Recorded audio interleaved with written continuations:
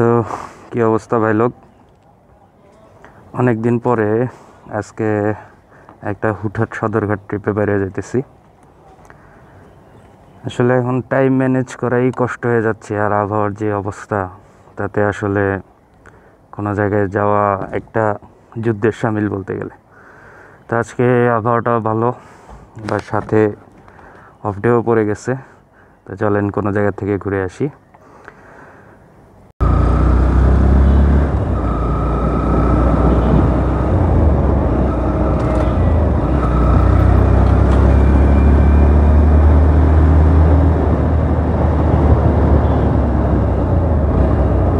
এখন Khaja Yunus Ali medical college campus থেকে বেরোচ্ছি, চাকরি সূত্রে এখানেই থাকা।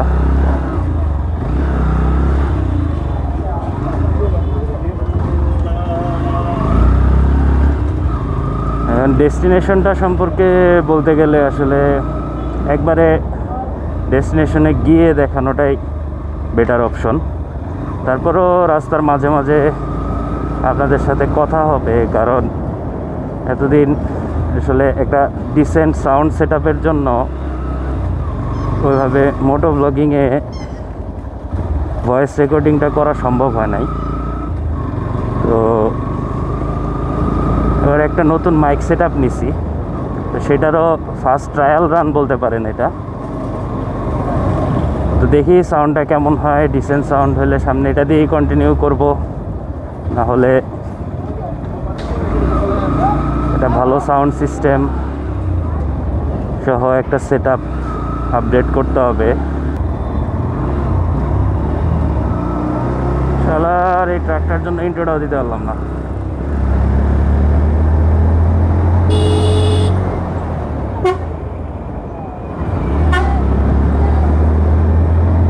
তো চলেন ইন্ট্রো দিয়ে শুরু করি আজকের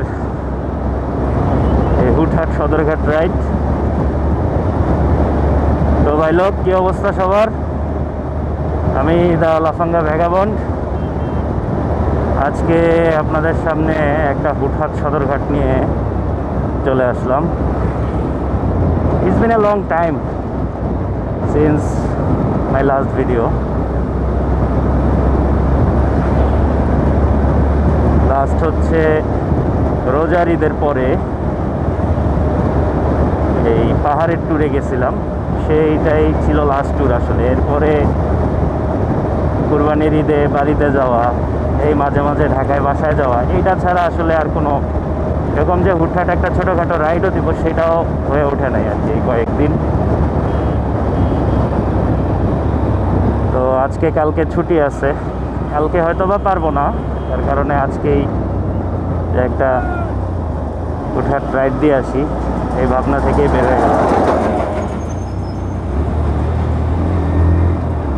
তো এখন যে জায়গাটায় যাচ্ছি আসলে এটা হচ্ছে বগুড়া জেলায়। তো 2019, 20, 21 ওই টাইমটাতে যখন সাইকেলে বিভিন্ন জায়গায় ঘুরতাম, তখন এই জায়গাটায় রেগুলারলি যাওয়া হতো আসলে সাইকেলে। তো এই জায়গা প্রথম চিনছি কীভাবে সেটার একটা সুন্দর একটা কাহিনী আছে।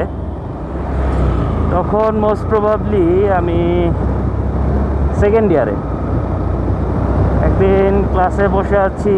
তো এরপরে হচ্ছে আমাদের যে মেডিকেলের আইটেম পরীক্ষা হয়, যেটা অন্যান্য কেউ রিলেট করতে পারবেন সিটি পরীক্ষা হিসাবে। তো এই যে আইটেম পরীক্ষা ছিল, ধরেন তখন বাজে 11টা নাগাদ, একটা ক্লাস শেষ হয়েছে 12টার থেকে আর কি আইটেম শুরু হবে। তো অ্যাজ ইউজুয়াল আমি এত ভালো স্টুডেন্ট কখনোই ছিলাম না, অলওয়েজ অ্যান অ্যাভারেজ স্টুডেন্ট। একজন অ্যাভারেজ স্টুডেন্টের যা হয় পড়া হয় নাই। এখন 1 ঘন্টা সময় আছে, 1 ঘন্টায় মোটামুটি দেখা কোনো মতে লুলা ল্যাংড়া হয়ে পাস করা যাইতো, বাট আসলে ওই পড়ার ধৈর্যটাও ছিল না। তো যার কারণে ভাবতেছিলাম যে না, আইটেম আজকে দেবো না, পেন্ডিং খামো। তো আমাদের যেটা আইটেম আর কি যদি ক্লিয়ার না হয়, পরে যেটা ইয়া হয় যেটা হচ্ছে পেন্ডিং, ওই পেন্ডিং আইটেম পরে ক্লিয়ার করতে হয়। তো এখন কি করা যায়, তখন এমনি ক্লাসের ফাঁকে বসে আছি, পোলাপাইনের দিক দিয়ে পড়তেছে, আমি মোবাইল স্ক্রল করতেছি ফেসবুকে। তখন আমার ফেসবুক ফ্রেন্ড লিস্টে এক ভাই ছিল আর কি, উনি হচ্ছে বগুড়ারই মানুষ। উনি বাংলাদেশের বিভিন্ন জায়গায় যে পুরাতন মসজিদ আছে সেগুলো নিয়ে পোস্ট দিত আর কি, যে কীভাবে যাওয়া যায়, কিভাবে কি। তো ওনার একটা পোস্ট সামনে আসে যে এই বগুড়ায় যে মসজিদটায় যাচ্ছি, এটা হালকা পাতলা হিন্ট দিয়ে রাখি, সেটা হচ্ছে মসজিদটা প্রায় 450 বছর পুরাতন।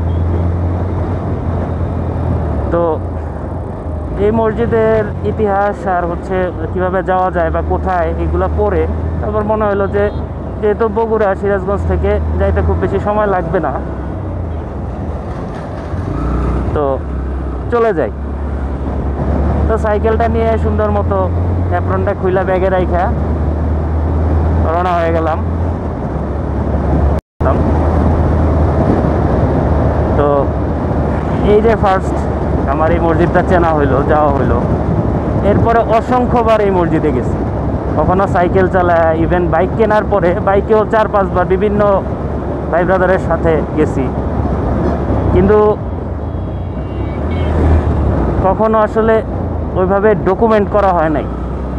যে আমার চ্যানেলের মেইন ইয়া হচ্ছে আসলে ভিউ পাওয়া বা ফেম পাওয়া, এই জিনিসগুলো আসলে আমার টার্গেট না। আমার টার্গেট হচ্ছে আমি যে বাংলাদেশের বিভিন্ন জায়গায় ঘুরতেছি তার একটা জাস্ট ডকুমেন্টেশন থাকে। ছবি তুলে রাখলে তো আসলে ছবি দেখাই যায়, কিন্তু ছবি সাথে যদি একটা ভিডিও থাকে, যে এই ট্যুরটার একটা ফুল ডেসক্রিপশন সহ একটা ভিডিও, কেউ যদি ইনফরমেশনও চায় সেও ওই ইনফরমেশনটাও কালেক্ট করতে পারলো, আর ফ্রি টাইমে বসে আমি নিজেও ওই জিনিসগুলা দেখে একটু স্মৃতিচারণ করতে পারি।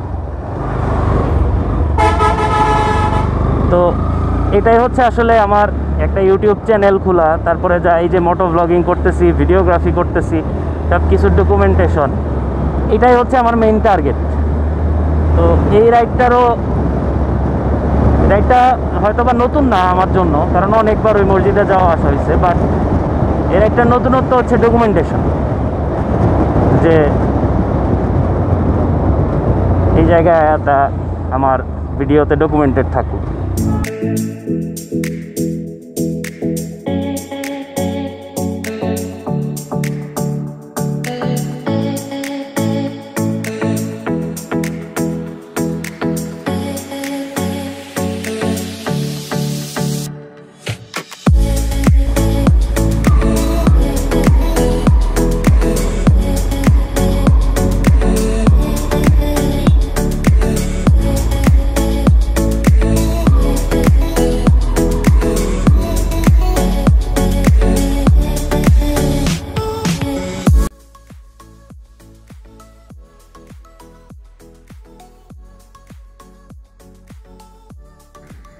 তিনটা গম্বুজ বিশিষ্ট এই খেরুয়া মসজিদ নির্মাণ করেন নবাব মির্জা মুরাদ খান 1582 সালে।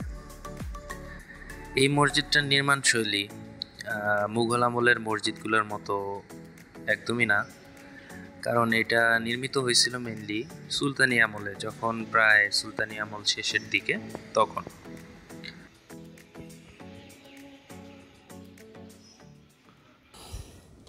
যতবারই আসি এই জায়গার যে পরিবেশটা, আশেপাশের পরিবেশটা, মসজিদের ভিতরে তো দেখলেনি, আশেপাশের পরিবেশটা খুবই সুন্দর। এখানে আসলে বৈশা থেকে খুবই আরাম, আশেপাশে গাছগাছালি, ঘাসের মাঠ পুরাপুরি।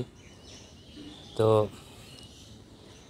আর ভিতরে এলাকাবাসী মতে আর কি, যে আমি কয়েকটা আরও এরকম ইন্টারভিউ দেখলাম, সেগুলোতে বলা আছে যে গরমের দিন এটার ভিতরে ভালোই ঠান্ডা থাকে, আবার ঠান্ডার দিন এটার ভিতরে গরম থাকে। আমিও ভিতরে ঘুরে আসলাম, আশেপাশের পরিবেশের থেকে টেম্পারেচারের মধ্যে মোটামুটি 3-4 ডিগ্রি তফাৎ অবশ্যই আছে।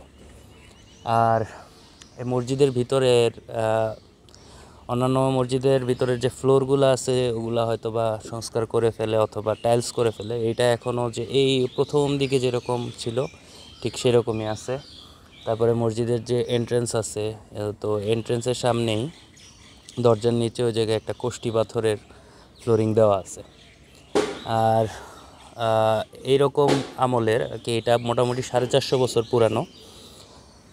এই আমলের যেসব মসজিদগুলো আছে সেই মসজিদগুলার দেখা যায় যে এই যে নাম ফলকটা থাকে, এটা অনেক সময় থাকে না, অনেক ইয়াতে জাদুঘরে নিয়ে যায় অথবা এগুলো সংরক্ষণের করে। কিন্তু এই মসজিদে এই কষ্টি পাথরের যে নাম ফলক আছে, যেখানে আর কি মসজিদটা কবে প্রতিষ্ঠিত হয়েছে, কে প্রতিষ্ঠা করছে, সব কিছু লেখা থাকে। এগুলা এখনও এটার মধ্যে রয়ে গেছে, এইটা আর কোথাও সরানো হয় না।